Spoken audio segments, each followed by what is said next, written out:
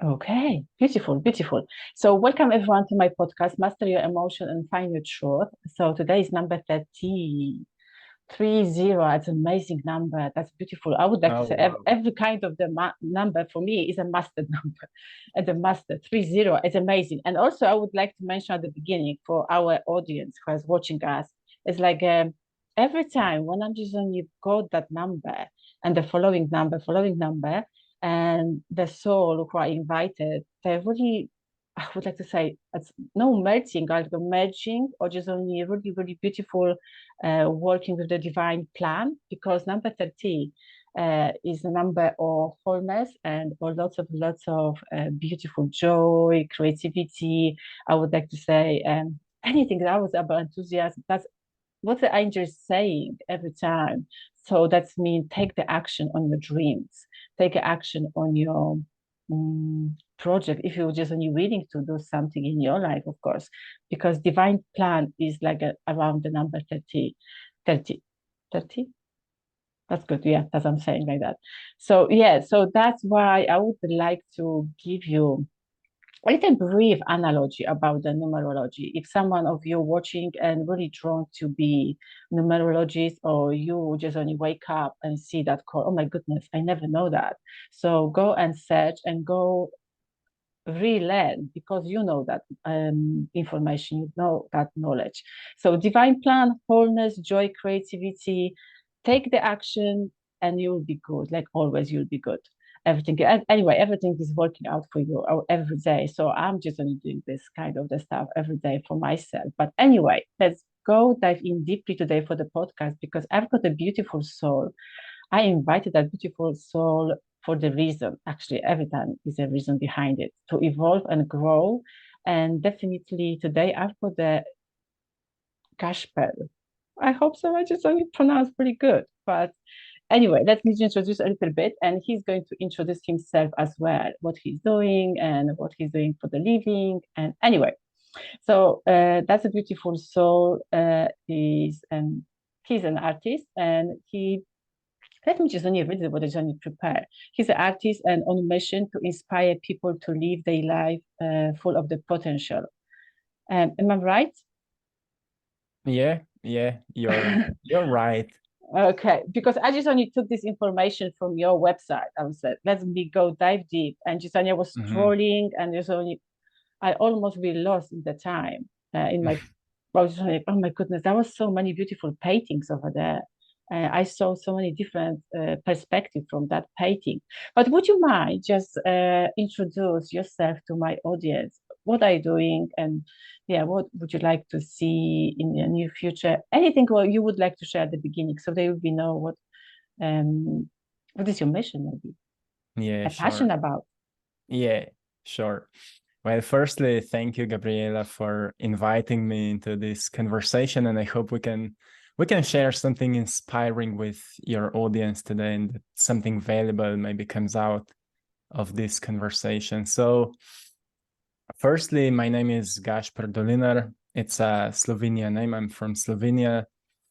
And since 2018, I'm on a journey of an artistic journey. Like, I'm an artist since I was a little kid. I was drawn into art. I was expressing myself creatively until at some point I went completely into sports, into extreme sports, where I've learned a lot about discipline and everything we need to kind of build something out of our desires, our vision. And after I finished the school, I got myself 100% into sports. I've started competing. I've started getting sponsors, making some results. But I was never fully satisfied with how my life is going until in the late of 2017, me and my partner Maya decided, well, let's go on a quest to discover what we truly want to do with our lives. Because the sport thing is great, but I still feel like something is not right. So we quitted our jobs, we've saved some money, and we went to travel. We went from Slovenia by car to Spain, and we said, let's travel as long as we discover like what we truly want to do. And back at that time, as soon as we've kind of separated ourselves from this known environment and known people and our families and anyone, and we got ourselves to a completely unfamiliar zone where we knew that there's no one who can help us if we get into a certain situation where we will feel stuck. So the only way that we find a possible way out is to trust the guidance, to trust whatever will awaken within us. So as we went on that journey, so many incredible synchronistic events started happening that started kind of awakening within me a sense of a calling. That was the time where I started to feel like I need to express myself once again creatively. I've started drawing, but back at that time I was already studying the philosophy and spirituality and psychology and all of that, and it kind of felt like, let's start making an art with a message. And back at that time, to me, it was like a sense of a calling to use art as a vehicle of inspiration, as a vehicle of certain type of education that can help people who may feel stuck or lost in life to find a way to experience that sense of deep calling, of deep inspiration to do something that can be beneficial for me and hopefully for people around me. So that started happening to me in the year of 2000, at the end of the year 2017 and at the beginning of 2018. And when I've started feeling that and drawing more once again, I've kind of gave a rebirth to my inner child. And that's where all the synchronistic events started leading me to work more on that creative expression. And that was the time when me and Maya decided, well, let's go back to Slovenia and let's make something out of it. And then we came back to Slovenia and I've started working on my art. I've met a wonderful mentor who introduced me to a gallery where I had my first solo exhibition. And wow. Since then, everything started kind of slowly evolving in a way where I felt like this is it, this is what I want to do. At some point, I've created this YouTube channel, Attract Passion, where you've also found me. And this YouTube channel, at the beginning, idea of it was to share my art with messages of great teachers that inspired me in the past. So I started combining my art, the videos of my art as I'm filming all of my paintings, the processes of my paintings from the start to the finish. I've started combining those videos with certain messages from great teachers like Dr. Joe Dispenza, Dr. Bruce Lipton, Greg Braden, Esther Hicks, Alan Watts as well. So I started combining all those great messages. Yeah, and the channel started growing really fast. But what was fascinating to us was that as people became familiar with those teachings, people started writing us like, what an interesting art, what's the story behind it? And I thought, well, maybe I could share some of my story as well. And I've started doing that. And again, some synchronicities happened. I've started receiving some copyright strikes on YouTube, as you're maybe familiar. If you receive 3 copyright strikes, your YouTube channel can be blocked and you can't upload, you can't monetize videos and so on. So I needed to delete a lot of my videos back at the time, but again, I used it as a wake-up call, and I looked at it as like, maybe my time has come. Maybe my time has come to share what I've learned through my experiences, through all those wake-up calls, through all those setbacks and roadblocks and challenges as we meet, especially when we start following something we call a heart calling. So yeah, back at that time, I think it was in 2019. that kind of a YouTube challenge happened to me, because it was growing so fast and we started receiving such an incredible feedback. We also got in contact with Dr. Joe Dispenza's team, Greg Braden's team. It was amazing, but after that moment, everything started falling. And when I've started sharing my message, for 1 year of consistent work, there was no growth until at some point videos started to go viral. And yeah, that's where I think that my rebirth happened. And since then, I'm doing it every single day. So it's kind of the beginning of this journey of self-expression, filled with so many incredible lessons that I'm so grateful for right now. That's amazing. I love what you said, Dr. George Spencer, Greg Burden, what else? Bruce Lipton, Ajizoni, the Abraham Hicks. I said, oh my goodness, you're talking about what Ajizoni started saying? Oh God, that guy, that people, Ajizoni helped me as well. Ajizoni, actually they still helping me as well. Sometimes Ajizoni popping up on the screen and Ajizoni, I see the message. Okay, fine, okay, I can go through my day much more easier now, because we all need a constantly reminder. We're experiencing the human form, because the human is up and down. So we not navigate the human body, mind, and oh gosh, that's a really challenging. That's so challenging. Navigate the soul, it's fantastic. The soul is really nice, it's beautiful from my perspective, of course.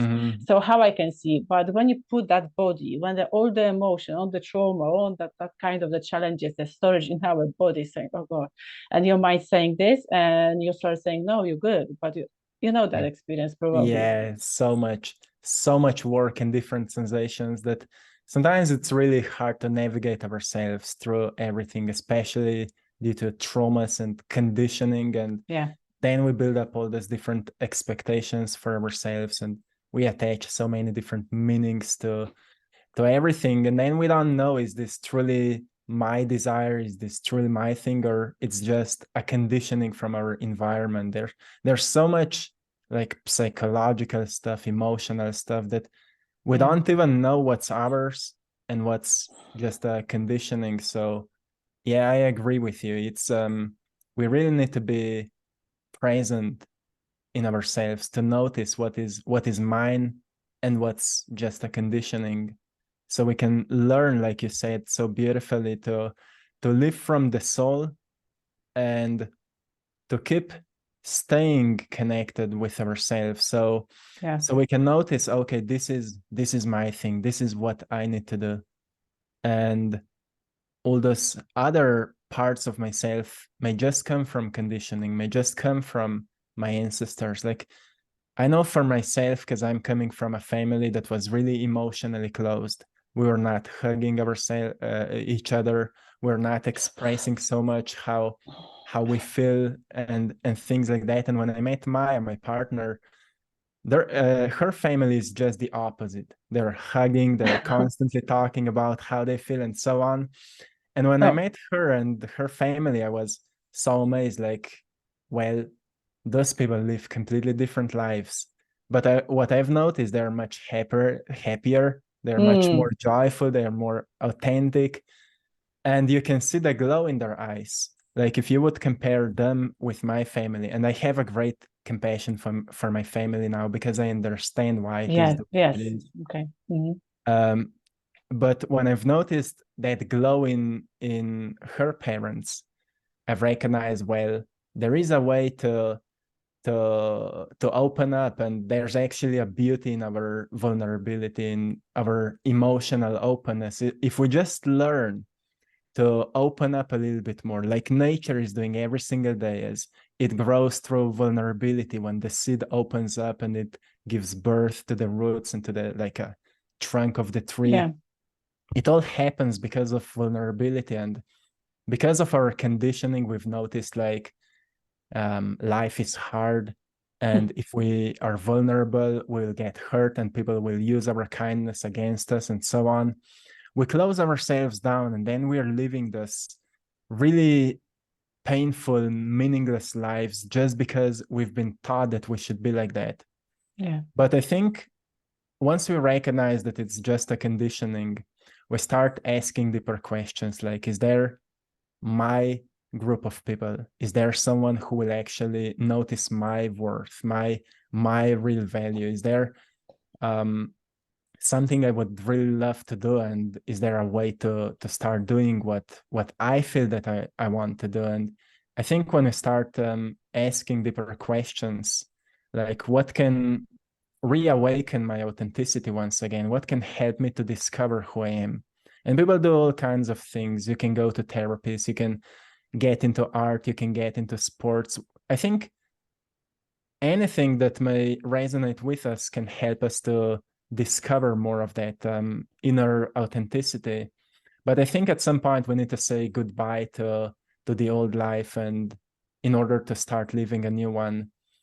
And for me, what I've learned is that at some point I got myself back into my old life, but I've noticed that also people from my old life started changing as I was changing. And that's where I've noticed that inner connectedness, like Native Americans called that we're all connected on that great web of life. I think that when a person starts healing himself or herself, the whole family tree starts to experience that process of healing. Yeah, that's correct. And that's something beautiful that happens when we start living more from that, from the soul, from that inner calling, and less from conditioning. But still, we can use that conditioned mind as a bit of a protective mechanism to learn, to teach us to set boundaries at the times when we feel that we need to. And yeah, I think we can use everything for learning something from it. Yes, definitely, because when that's called an ancestral lineage, so that's called the karma accumulated. So that's why I just only, I would like to start at the beginning, because you said beautifully the emotionally blocked, that emotions was blocked and emotionally blocked and that kind of the things. So the reason is we are attracting the people with the same experience. So I would like to be vulnerable a little bit to my audience today, a little bit, because came from almost the same background like you. And that's why I'm saying that we are attracting the same experience, or maybe not the same, but a similar experience to each other, to grow each other and involve each other. So we don't have to be afraid about, we have to be open. Like you said, the openness is like a possibility to heal ourselves. But anyway, my side of my family, uh, they never show their emotion, and they never said, I love you, oh my goodness, I'm supporting you, that kind of the warmness, which one the the child supposed to have. But my husband's side, like you just only said, as a on your side, on your Maya side, I was like, oh my goodness, that was a lot of hug, lots of that was overwhelming for myself. I was like, oh my goodness, what are they doing? They're just only hugging and on the top of each other. I said, that's crazy family anyway. But now, since I just only got the children, so I see that kind of the things. If somebody is hearing me and hearing us how we are talk, but I would like to say from the point how we can heal our lineage, our ancestral lineage. Like you just only said beautifully, when you healed yourself, your family was affected, so your family was less dense, and they start, I would like to say unconsciously, Yeah. but you saw in your own eyes consciously that changes.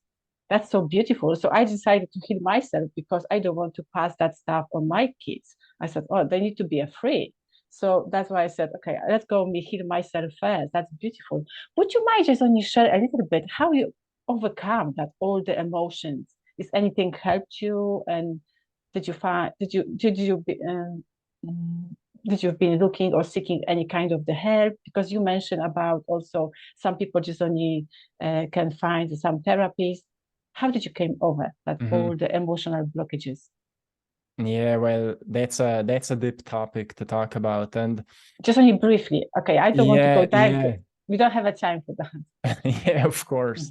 Yeah, well, I can share what helped me. Yeah, that would be great. I'm not the therapy guy so much, but I'm more like a student. I'm a researcher of myself.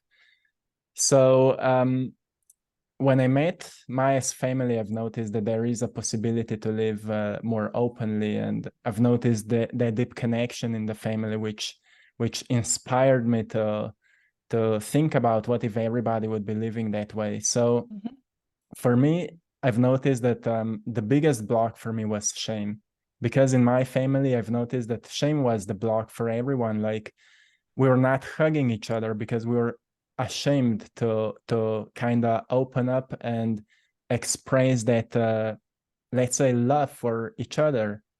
But at the same time, when I made the deal with my mother, like every time when we will not see each other for a longer time, we will hug each other. I've noticed that the first time I hugged her, she started crying out of most probably that pure love for her child. And that's where I've noticed how much healing, how much healing it can be when you just overcome a little bit something that feels hard and unpleasant, but you know that it's necessary. Yeah. So I've started applying it in all areas of my life. Like, if something feels unpleasant, but you know that it's necessary, I will do it. Even if I will not be good at it, even if I will feel like shaky and afraid, I will try to do it. Like, for example, talking in front of a camera about your emotions and your vulnerability and hardship that you've been through. When you try it for the first time, you don't know what to say, and you're like shaking and all scared and afraid what people will say. But once you do it, you feel lighter. And if you do it the next day again, you feel a bit lighter, but not just lighter, you tap a bit deeper into yourself. And deeper you go into yourself, more of insights and wisdom you discover. So I've started doing it in all areas of my life. The same as I've learned in sports, when you do something you're afraid of, you eventually become much better at it. When I've started making these videos, I've noticed if I share more of myself, I will become better at expressing myself. And then I needed to take this approach to my relationships. Let's be more open, let's be more connected. And if I share more of that, maybe I can become better in relationships as well. And I've noticed while my relationship started transforming, I've started meeting people who are more open and emotionally, let's say, connected with themselves and ourselves. Because I think the biggest challenge for us is that we are not connected to our emotions, that we became completely senseless. Like, we're living in a senseless society where if you say someone, like, I think that you are in pain, like, I feel that something is wrong, that person will most probably say, oh, what are you talking about? I'm completely okay. But we are all kind of in certain pain.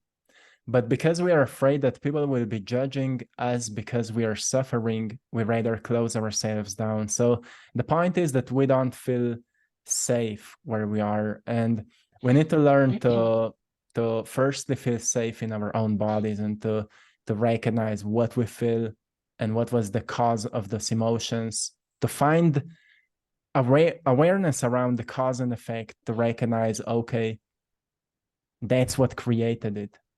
Like, if I have the lack of energy, most probably I will feel much lower emotions. I will feel more sad. I will be easily triggered. And we soon start recognizing the patterns. Okay, if I have the lack of energy, I feel more negative emotions. Let's take care of my energy. What is causing me to have the lack of energy? Do I need to take care of my sleep? Do I need to take care of my diet? Do I need to take care of my daily routines, to structure something so I can be more present with myself, and maybe live a life in a bit higher energy, with a bit more enthusiasm, with a bit more of passion for something. And of course, it leads us then to finding out what we are enthusiastic about, what we are passionate about. At some point, I've discovered I'm really passionate about making art. I'm passionate about self-expression, because I'm sure somebody is somewhere who's dealing with something I was dealing with in the past. And maybe my voice can uplift that person to recognize he or she is not alone. And there is a way out of that. And it awakened a strong passion for me, a strong sense of purpose for me to keep up. And more I was becoming passionate about it, more I was driven to wake up in the morning. Let's share something with the world. Let's learn something new. Let's get myself into new experiences, to find new lessons. And it kind of inspired me for growth, for whatever new can find me today. So I think if we want to overcome any kind of emotional blocks, we firstly need to become aware that we are emotionally blocked. And we need to have someone that can be like a inspiration for us, that there is a way to live more openly, more consciously, more inspiringly, more passionately, more enthusiastically. And when we find those people, we can start studying them, like what they are doing differently than we are doing. And as we start doing that, we can start applying the similar things that they are doing. And suddenly we plug ourselves to that whole new energy that inspires us to make a change. And we can only experience a change when we make a change, when we change something in our lives. And I think when we start doing that, our whole life starts changing, because everything runs under the law of cause and effect. And when we start applying these new changes, we start causing new effects. And that's where we start experiencing changes and meeting these new incredible people and manifesting new results and experiencing more inspiration. And most probably at some point, we all come to the sense of a calling that comes from within. It doesn't come from conditioning, like you should put yourself onto a YouTube because there's someone that needs your help. You experience it internally because you know through what you've been. And you only want to do it because you know how painful it is if you don't have the right guidance. And once you get it and you've taught yourself how to get out of a certain painful, let's say, emotional situation, you want to help someone because that's what we naturally do. I think that's our inner native intelligence that's kind of guiding us to be helpful for others, to be practical for others, to be valuable in the society. Because if we look animals, they are doing that. They're constantly there for one another. If you find a flock of birds or a group of lions or whatever, you find they're standing there for one another. They are protecting each other. And we've lost it because of ego, because we've closed ourselves down, because we've been hurt in the past. And because of all those hurts, we've become senseless. And when we become senseless, we lose the compassion for one another. We can't be kind if we're angry. We can't be positive and uplifted if we're all closed down. So at some point we need to open up. We need to find someone or something that can help us to feel safe in what we feel, and to say that it's completely okay to feel whatever I feel, because the only way to healing is through feeling it. The only way to release something is to firstly feel it, to connect back with your body and feel whatever you feel, and then find a way to release it. For me, a great way was through sports, because I was an athlete for such a long time. So I've discovered if I have suppressed anger, the easiest way for me to express it is to do a good workout or to go for a run. And after it, I will have clarity in my mind. And with that clarity, then I can reflect on what triggered me, what happened, what am I afraid of. And I will make a deep introspection. I will be writing my thoughts down and will be reflecting on what happened, like what belief was kind of challenged, who I think I am, and so on. And every time I discover something new about myself, a part of me changes. Like I can't be the same as I was before if I know a bit more about myself. But I think the biggest challenge for most people when it comes to healing because of social media is that people think it should happen immediately. Because we see those short videos of people who are talking about healing, and it feels like they're all already perfect. But I think that we can only talk about it because every single day we are going through it, which doesn't mean that we are perfect, but every single day we decide to reveal something new to us that was before kind of invisible, kind of we were not being able to see the blocks. And at the same time, we were not being able to explain what is happening. So we need to expand our knowledge a little bit to gain new concepts of why something is the way it is. And we are living in an incredible time where we have a great evolution in psychology, in psychiatry, in neuroscience. We can learn so much about how our brain works, how our mind works, how this emotional system works, how each thought awakens the chemistry in the body that is felt as an emotion, which tells us that if we uplift our way of thinking, we will eventually uplift the way we feel. But it's all a habitual process. So we can't expect that if we make certain changes in one day that we will change our lives.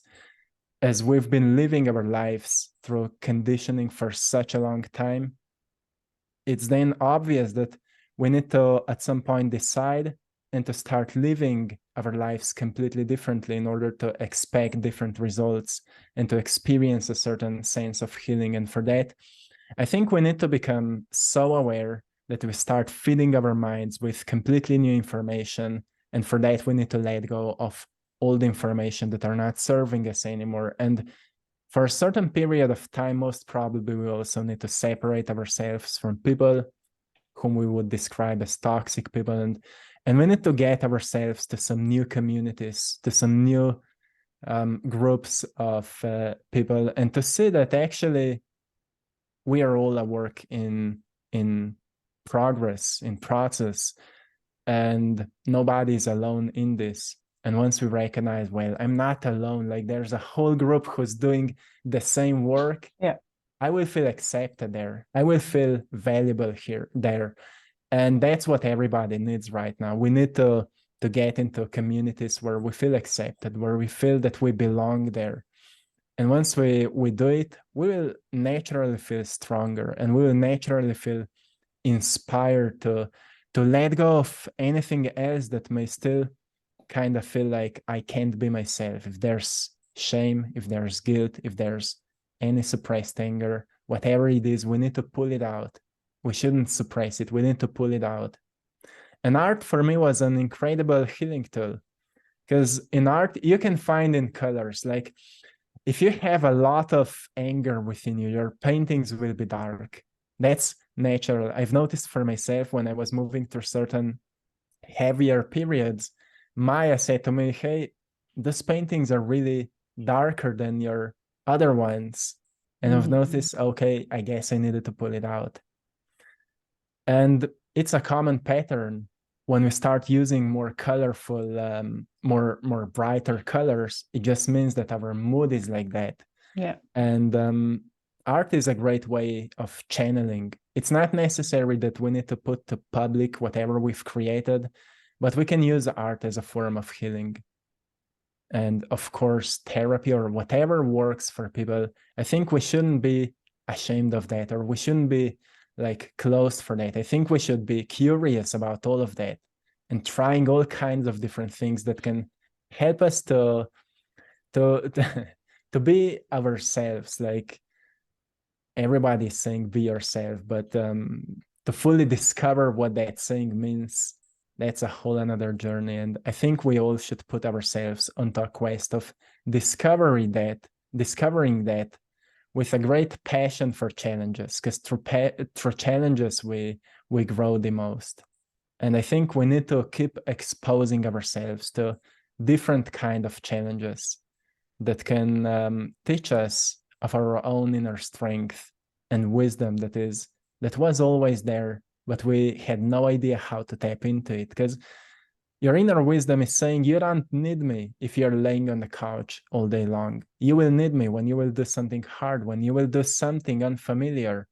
And when you start doing more of those unfamiliar things, the wisdom will come to you completely naturally and spontaneously. And that's, I think, something that we are missing. We are afraid of doing something unfamiliar just because it's unfamiliar. But I think that's the only way, because we don't know how much we are truly capable of until we try new things. And at some point, most probably, we discover what is truly our passion. We can't discover it if we don't try new things and keep trying new things. I thought the sport was my biggest passion, but now I know that it was just a period in my life that was teaching me about discipline, about certain willpower and consistency that I can use now in my present work. Yeah. Yeah, you just only beautifully said. I'm just only listening to you. I don't want to interrupt you because I would like to say something now. I was like a beautiful channeling messages that was came out from your mouth. I'm just only pouring the beautiful energy from the source and you should be talking. I said, okay, that's meant to be like that.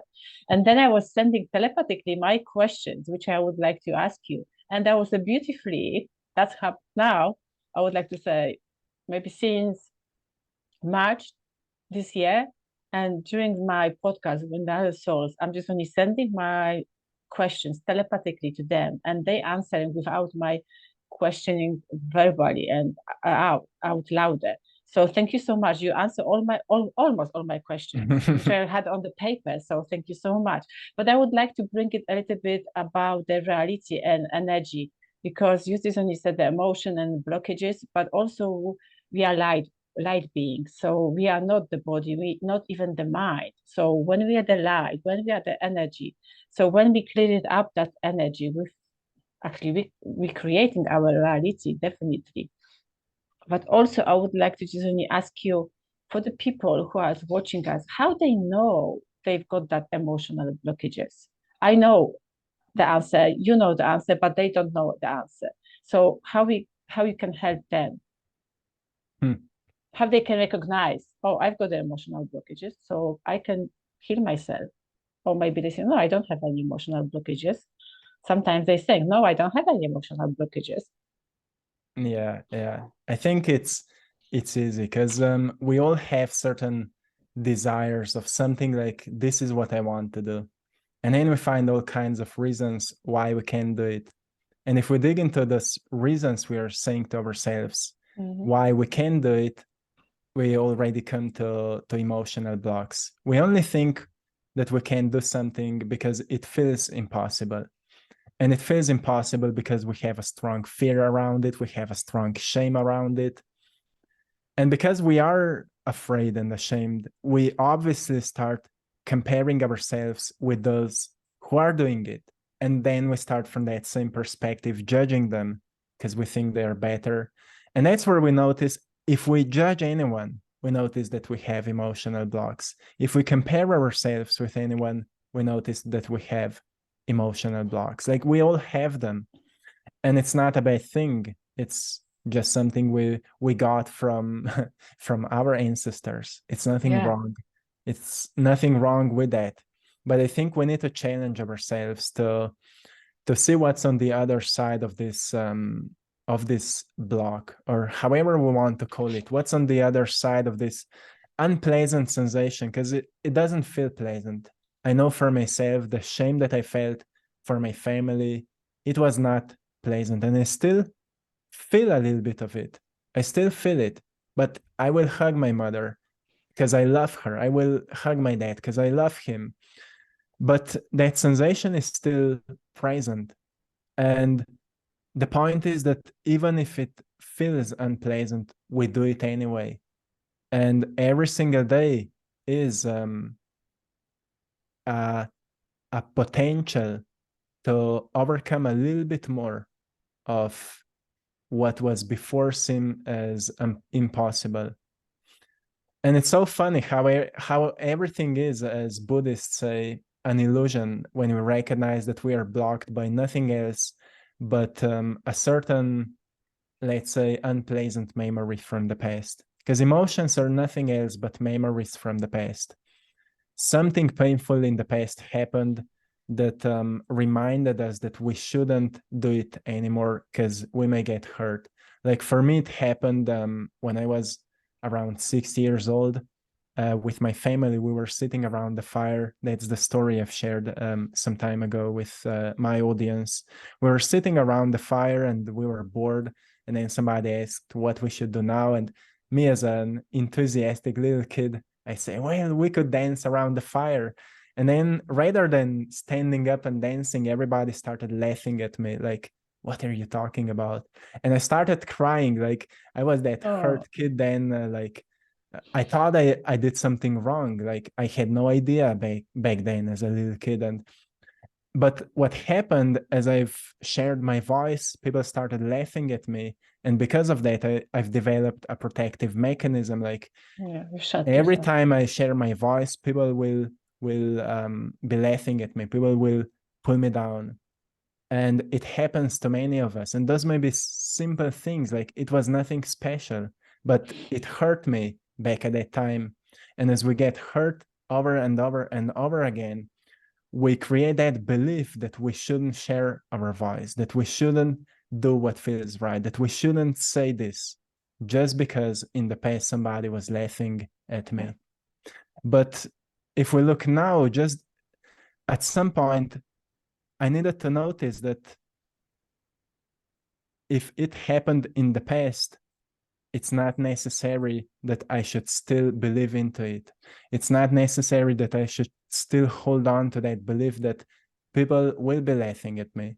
And even though I can understand why they laughed at me back at that time, the only way to free myself is to start tapping into that pure little kid that was always present within me, and maybe find a group of people that will notice the value of it.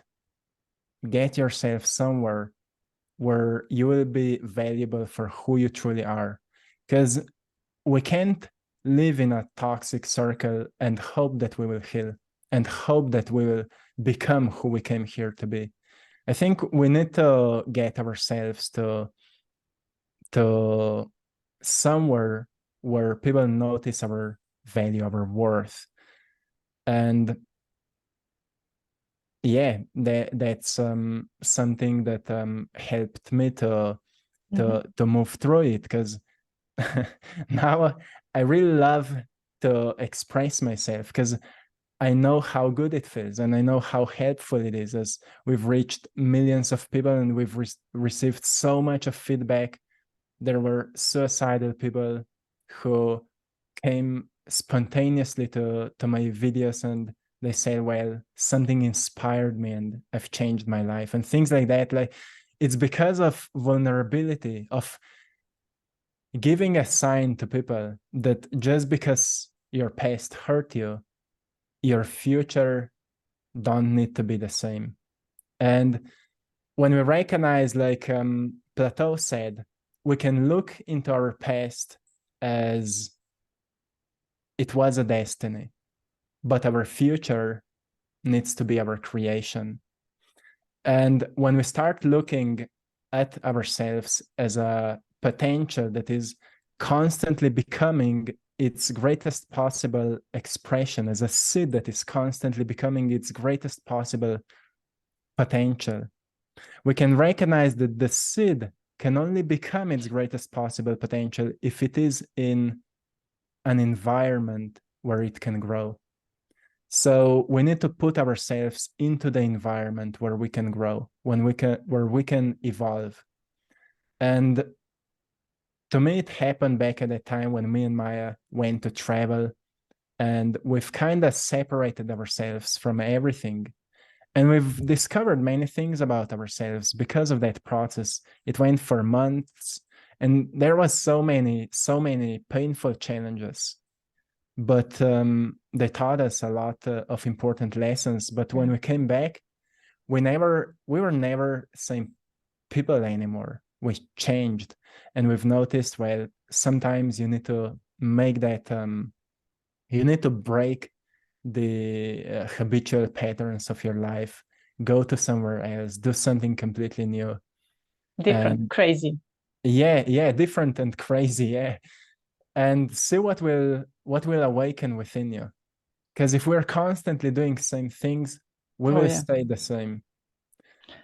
Yeah, we're still in the matrix, so we don't want to be in the 3D dimension world. I'm not saying that world is bad or good. No, not like that. And also what I'm just only seeing, if I just only like just only mentioned particularly about the toxic environment, I would like to say from my perspective, we need that toxic environment because that's really, I would like to say that's a blessing to be in that place at that time, at that moment, because if we are aware enough to get out from that place or just only break that chain saying no, that doesn't suit me anymore, because that's for me, that's a kind of the trigger point. I don't know how about your perspective on it. You need to be in that toxic, for example, relationship, or you need to be that toxic I don't know, work, the people around you, surrounding you, or that kind of the things. Actually, we are putting ourselves over there to learn the lesson on the soul level. So I would like to say Yeah. we don't have to judge that those people or maybe those places, just only be grateful. Okay, I put it myself over there before I came here on the planet Earth. I wrote that beautiful life story. And then what I'm complaining about, I knew it. I came over. I knew that I can get out of that situation. So yeah, I would like to say right time, right place with the right people. Yeah, exactly. Exactly. We need that. Like we would never notice everything that may awaken within us if we would not be triggered and exposed to all that heaviness and what we may call toxicity. Yeah, And that's true. we need all of that. Like there was a reason we've been born in that exact family. Like I would never go on this journey if I would not be growing up in a family that I did. And yeah, most probably I would think, well, all of that is just meaningless. But because I was exposed to that kind of a family, and I know so many people who were growing up in really toxic environments, much more than mine was. Those people are now making really incredible impact on the world because they've been exposed to that. Yeah, So yeah, we need to see everything, like Plateau said, everything was maybe a part of a bigger plan, a part of a destiny, but don't stay defined by it. Use it as an inspiration. Always, whatever we've been through, we need to use it as an inspiration, because otherwise we will be limited by it. And when we are limited by something, we believe that we can't become more than that. And that's why it is important, like you said, to be exposed to all kinds of things, yeah, and to be exposed to laughter, and to be exposed to people judging you, and to be exposed to anything pleasant. Sometimes we think that something is our calling, but then we notice that it came from maybe our ego or from conditioning, and it's okay. At least we've learned something new. yeah, And when we get that new approach, that every single day I will look up for the lessons that I can learn, everything becomes much more meaningful, because even if we don't gain any what seems as important results, we gain knowledge and lessons, and that is the most important thing. I believe when we will be, at the last day here on this planet, we'll look for those lessons, not for what we've gained materially. And lessons are helping us to be wiser, to be more acknowledged, to be more intelligent about our choices and whatever we decide to do. yeah, So yeah, it's important where we are, but it's important to know that we have the ability to freely decide to leave something if it doesn't resonate with us anymore. Because I feel many people just believe they should stay where they are, but there's so much more life has to offer, yeah. and we need to be brave enough to follow that sense of a calling. Yeah, because we're holding too much on something, or the old story, old beliefs, old patterns, something. Oh my goodness, because we're thinking, oh, if I don't let it go, this, that we're afraid. I would like to say the fears is the illusion. The fears holding us back from the unknown, beautiful life. That's my perspective. I didn't know that before. 15 years ago, I was like saying, oh my goodness, what's going on with me? That was my waking time anyway. Actually, I was really awake during my birth when I came here on the planet Earth, but truly, truly awake to that illusion of the fears that's happened 15 years ago. And people are just only afraid to step. They're thinking, oh, the material world is only the world. We can count on it. I'm not saying it's not. We need that money. We need that shelter. We need that clothes on ourselves, of course. But we are holding too tight. And when we're holding too tight, that's kind of I would like to say, as a ball, when you hold the ball too tight, you don't want to let it go. And then when you're trying, okay, one day you decided, okay, I can let go. And you bounce that ball to the wall and the ball is coming back again. So you need to, for me, just when you drop it straight away on the ground and forget it, and just when you walk forward. That's my analogy. That's my perspective. Yeah, that's true. We need Yeah. to learn to let go of certain ideas so we can Yeah. open up for a greater one. And we never fully know what's good for us until we discover it. And sometimes what we discover comes to us completely spontaneously. Like for me, this painting journey, my dream was always to be an athlete, to be a professional athlete. And now I'm painting and sharing messages, which came to me spontaneously. And to be honest, back at that time, before I was doing that, that would be the last thing I would think of doing, because I was most probably too ashamed of sharing a message, of speaking my truth and making that kind of an art. That was like, because expression of art is more feminine side, and making an order and discipline is more masculine side. And I have a different perspective on it, but keep carry on. yeah, okay. I would love to hear it later. And it helped me to find all those different parts of myself that were before undiscovered. And for that, we need to let go of certain ideas and expectations to see what else can unfold if I just surrender a little bit. And if I take my life as with a sense of an adventure, just a little bit more. And I know it sounds hard because we are so deeply limited, maybe by finances or by social circles or by our job or whatever. But if we are deeply unhappy, we need to do something about it. And if we don't take our lives adventurously, at some point everything will become meaningless. Even if we have all kinds of possible goals we aim towards, we can reach all those goals, but we may still feel unhappy. So we need a sense of adventure. We need a sense of joy, because that's, I think, what truly gives us that sense of fulfillment.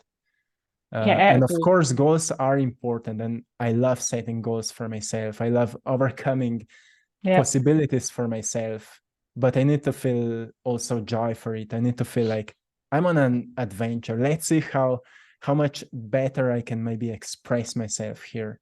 And yeah, we need to be really, really playful with ourselves. That's true. The joy, satisfaction, yeah, and the playfulness. That's for me. And be grateful every day for whatever you've got at the moment on the table.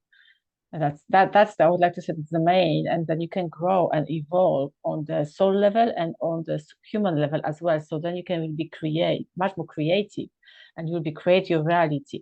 Would you mind just only talk about your back painting, about the This one, hands?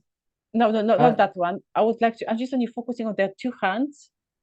Yeah, that one. yeah, I just only just brought me that attention, and I know. Can you uh, tell us a little bit more about it?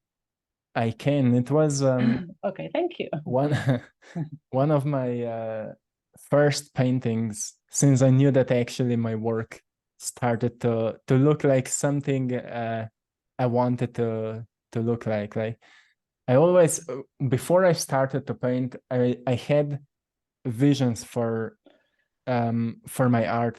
Like it just came to me, but I was never been able to paint it as I see it until this painting. That's why this painting is so special to me, because it was the first painting that actually came out on the canvas exactly as it came to me in a vision.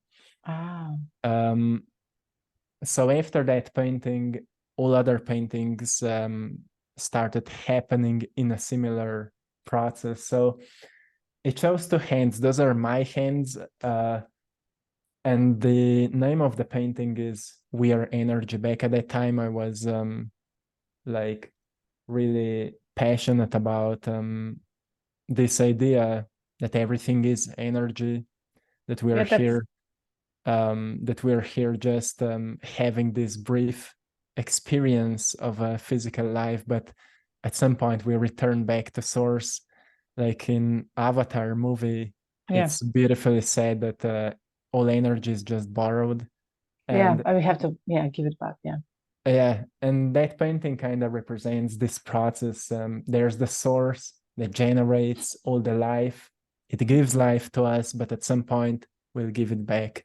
We'll return back to the source. And all those colors, and it kind of represents a certain flow of life. That's kind of it. May I just say something? Because when I'm just only looking, that picture, that beautiful canvas brought me attention since beginning of our podcast.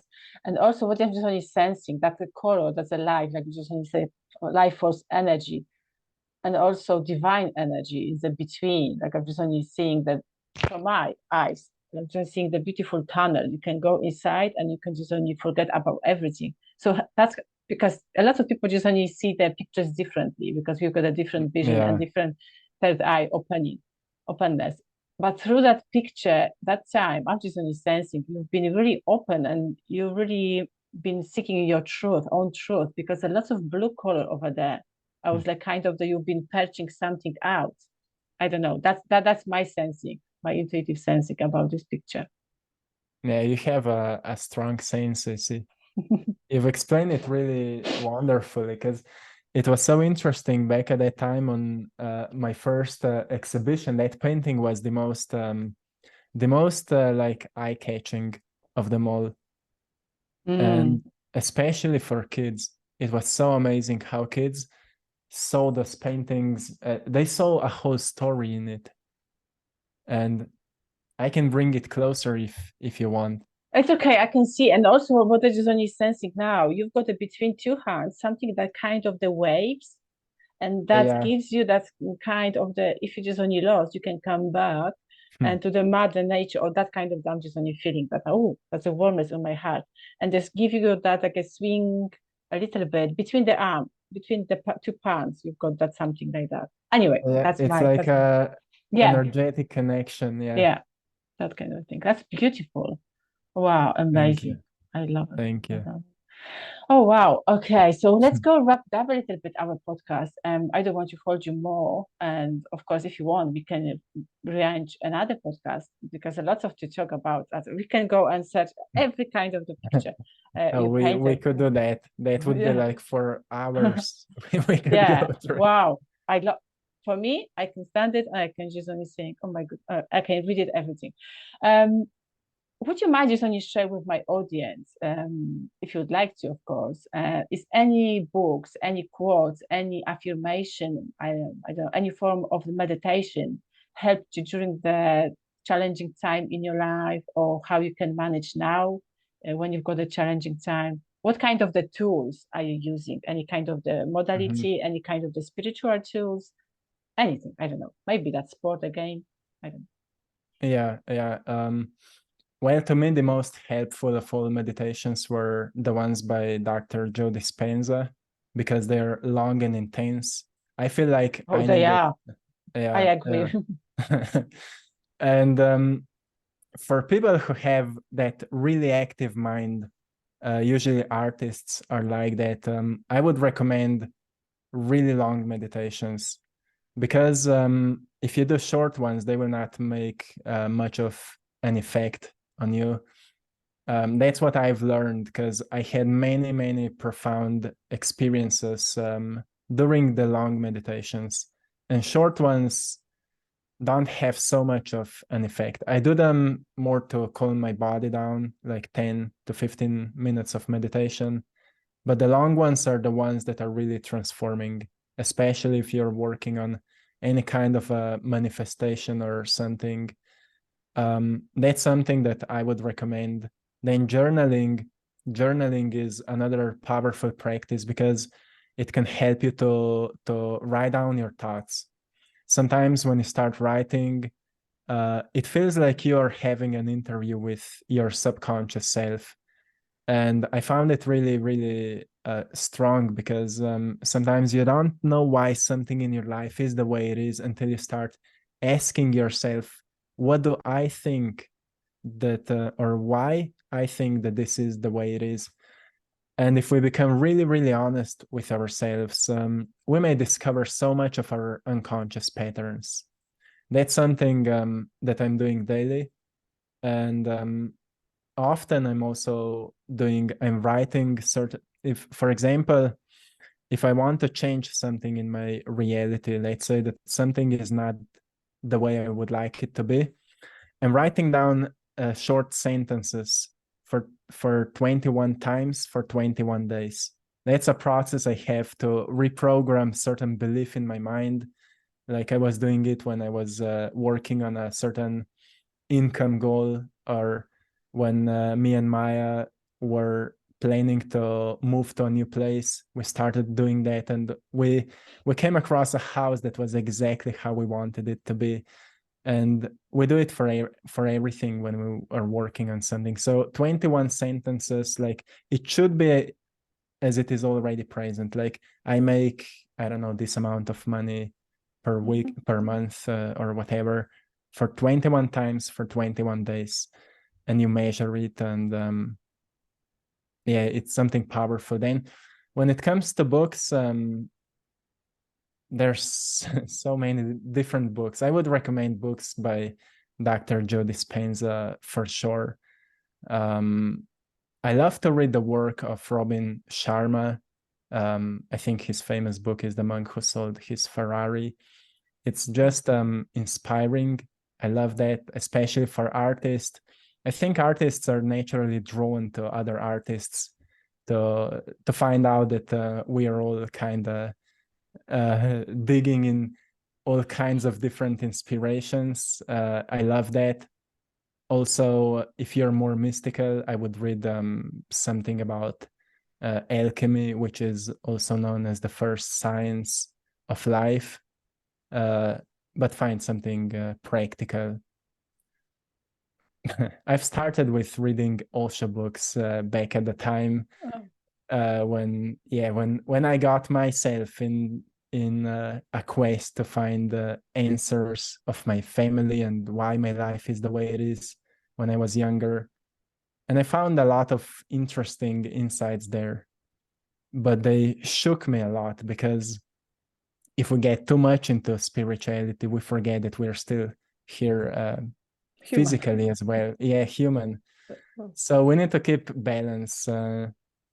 That's why I like also ancient Greek philosophy, Stoicism, for example, that can remind us a little bit how to navigate our emotions, how to set up goals and visions for ourselves. So those are the topics I would encourage anyone to get into. Just a little bit, not too much, everything in moderation, and stay active. Like that's something I remind people often to, because if we're not physically active, it's hard to be driven to live. And I think our physical bodies are animals and they need movement.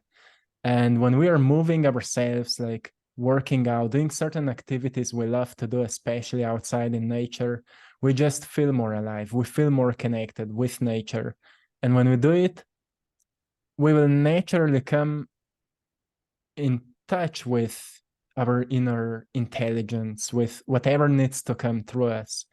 And if we really practice it consistently, being active, doing something we love, I think naturally we will evolve into a version we came here to be. So yeah, be active, feed your mind with information that is uplifting to you, that is meaningful to you, but never use information as a sense of distraction, as something that is happening to many people when they're reading like self-help books, for example.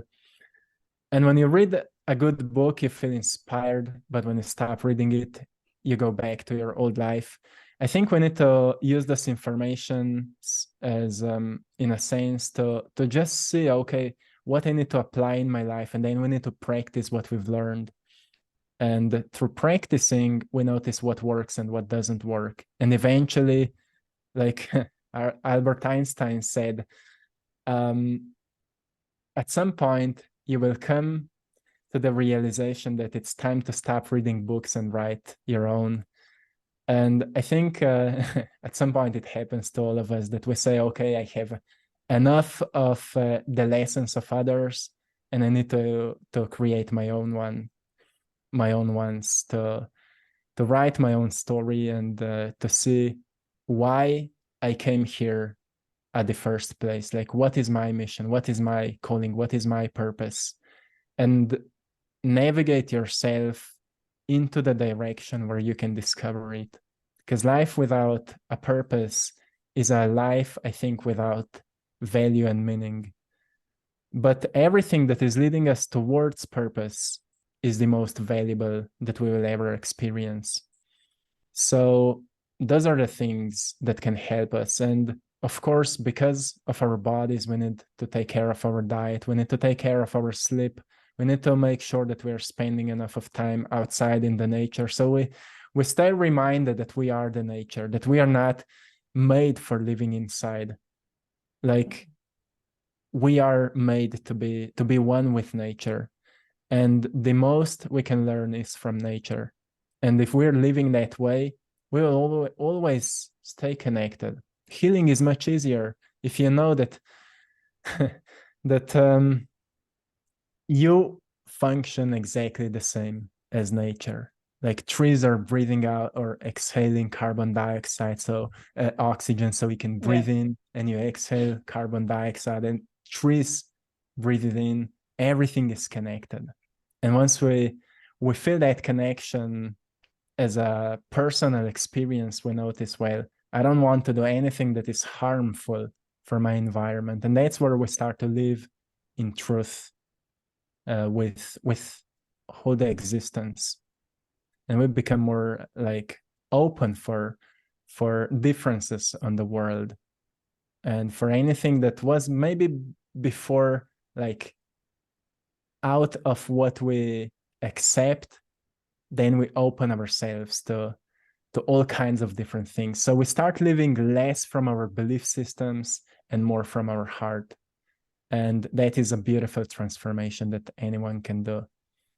So is that transformation, because you beautifully said, you answered that question about how to find your own truth. That's beautifully said. You said at the end of our podcast is only go to the nature and find your own self and connect with, actually go to the nature and connect with the nature. And then you will be guided by the nature to find your own truth. Am I correct? Do you want to mention? Yeah, I mean, it's a package. I think it's a package of everything. Like, I feel like if you're living all day long in a certain city, you will start to feel drained out. But if you're all day long in a nature, you will feel like recharged.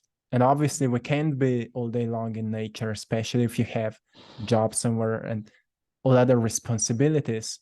But we need to get back into nature and remind ourselves that we are it. And not anyone will discover like even that true self-discovery. I think there are degrees to it. I think one day you'll discover, okay, this feels more authentic. This feels like I want to do it. And that's where you tap into your essence. But the other day you may completely lose it. And all you need is to recharge yourself and to take some time for self-care. So there are degrees. Like I think finding the true self is more than anything a journey. It's not a destination. It's a journey. Like, I will do today something that is for myself, like something that gives me a sense of meaning. And when I feel like I'm doing something meaningful, I will feel better. I will feel more joyful. And when I feel more joyful, we feel more of ourselves. And I think that in joyful experiences, we come in contact with who we truly are. That's why kids are always being themselves, because they're most of the time joyful. If they're not, they will tell you that they are not. And it's same with animals. And we've lost it because of our because of our intellectual capacities to think and to make concepts out of anything, until we lose ourselves in concepts and we stop living our lives through experiences and sensations. So we need to connect back with our senses and try to sense more. When you go outside, try to sense more. Try to notice what you couldn't see before. And try to connect with people on a level that is not coming from your belief systems. Like, oh, this is bad because it's this way. This is good because it's this way. But question things like, what's your story? You can go to a homeless man and you can ask him, like, what's your story? And we notice how much of empathy can arise because of connection, because we stop defining things as they are, but we open up to a new knowing, to a new maybe perception of why something is the way it is. Yeah. So I would like to say that stop projecting your own emotion on your own beliefs on somebody else in front of you, because and on any kind of not only the human but also the situation, because we are projecting, we are perceiving the stuff not who really truly are at the moment, but how we are feeling at the moment. So we think, oh my goodness, that person is so bad, but actually we're feeling that bad. But that situation and that human maybe is amazing. So I would like to say to everyone who are listening, slow down, be present, slow down. Then you can see much more when you go to the forest, when you go to the wood. Even if you'll be sitting in the garden, in your garden, or maybe neighborhood, if you're living in the city, then you can see much more. I strongly just only recommend you. I never recommend the people anything, but you can take it or leave it, or maybe that way. Just only if you're walking 10 steps, then slow down for the 5 steps. The same amount, I mean, the journey. Just when you slow down the half, and then you can see much more. And then that's how you can learn to be a present moment. I would like to say step by step, step by step. That's mine. Yeah, exactly. Yeah, Just slow down and enjoy the movement of nature. It can yeah. be so beautiful when we actually experience it. Yeah, because we've been conditioned generation, eons times. Oh my goodness, since at the beginning of the planet Earth, just when you began, you've been so much conditioned. When you look back, this history actually again the word his story. Anyway, let's go. That's throw it away a little bit. But from the beginning, we've been conditioned. So now the people are just only the human who came here in the form of the human. I mean, light being in the form of the human, as kind of the stars, light worker, all souls like you and me and other people, just only trying to help others. That's why we came here to lift it up each other and just only be each other and just only saying, like you just only say beautifully, we're not alone. So we have to be inspired by others. So we're not going to lose ourselves in this crazy time and crazy moment. Would you like to say something to my audience, any uplifting words before we're going to finish? And where the people can find you? That would be great. Okay, yeah. I would just like to encourage anyone to take time in their busy days and just reflect on what are the things they know they should do for themselves. Like they know that on their heart level there was something they always knew they should do, they should try, but they never did because of all kinds of stories they've told to themselves. I would like to encourage anyone to reflect on it just a little bit, write those things down, and make sure that for the rest of your life, you will do something that your future self will be proud of. Something of those things you've wrote down that one day you will be grateful for, that you took time for that important and profound reflection, and do something for it, because that's where you're actually and truly doing something for yourself. Most of the time we are doing things for others, we're helping others, we're kind towards others, but not often we take time for ourselves, being kind towards ourselves, reflecting what is important to ourselves, and then doing those things for ourselves, for our growth. Because I think those are the things that truly make us feel that we deserve and we are worthy of wonderful, wonderful things.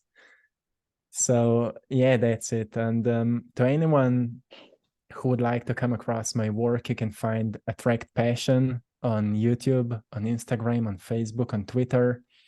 And my artwork is under the name I Draw My Passion on Instagram, on Facebook. But if you go on Attract Passion, there are all the links to my work, to our art shop, emails, everything. So Attract Passion and I Draw My Passion. That's good. That's amazing. Anyway, for everyone who's watching us, definitely I'm going to attach those links below this video so the people can go and find you easily, and they will be, if they want to, of course. I'm sure they want to, because I've got that feeling you changed through your talk and beautiful wisdom and information and knowledge, and that knowledge generated not just only from this life but also from your past lives. If you believe in their past lives, but I strongly believe it. Sure, I do. Yeah. So that's why we just only anyway, that's a very long story, another podcast, maybe you're going to create it. But anyway, so if anyone is watching us, so leave the comments below if you would like to hear something more about any kind of the challenges in the life. We can go and create it. Yeah, so thank you so much. Let me just only pronounce much more better this time. Gasper. Yeah, that's right. You did good there. I'm trying my it's best. Gasper, but Gasper Gasper is like in English accent. Gasper. Gasper. Yeah. Thank you, But Gasper, for accepting my invitations today. you're Thank welcome. you. It was a really nice time talking with you, Gabriela. Thank you so much. And I'm sending much love, blessings, and all the power to your audience. May they have a wonderful lives. Of course. Thank you so much for your time.